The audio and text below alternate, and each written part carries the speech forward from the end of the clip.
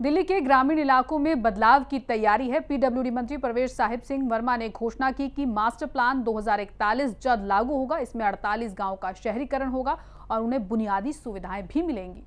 दिल्ली के ग्रामीण क्षेत्रों के भविष्य को नया आकार देने की दिशा में एक बड़ा कदम उठाते हुए पीडब्ल्यूडी मंत्री परवेश साहिब सिंह ने कई अहम घोषणाएं की। उन्होंने कहा कि राजधानी का मास्टर प्लान 2041 अब अपने अंतिम चरण में है और इसे जल्द ही लागू किया जाएगा। इस मास्टर प्लान के लागू होने से दिल्ली के लगभग 48 गाँव को अर्बनाइज किया जाएगा। ये सिर्फ एक तकनीकी प्रक्रिया नहीं है, बल्कि एक बड़ा सामाजिक और आर्थिक बदलाव है, जिससे गांवों को आधुनिक शहरी सुविधाओं से जोड़ा जाएगा। अर्बनाइजेशन के बाद इन गांवों में सड़कों का जाल, बेहतर सीवरेज, पानी की सप्लाई, स्ट्रीट लाइटिंग, स्कूल, अस्पताल और कई मूलभूत सुविधाएं विकसित की जाएंगी। मंत्री ने एक और बड़ी राहत की घोषणा करते हुए कहा कि लाल डोरे की पहली रजिस्ट्री फ्री की जाएगी।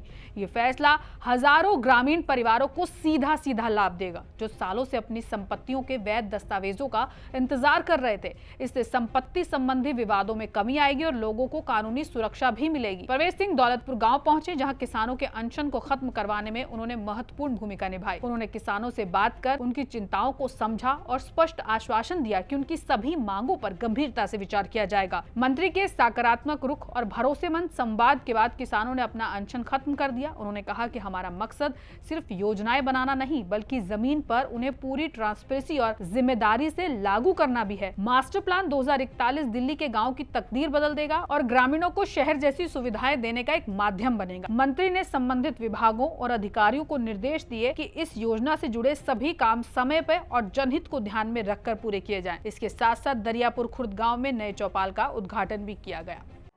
Subscribe now and press the bell icon. Never miss an update.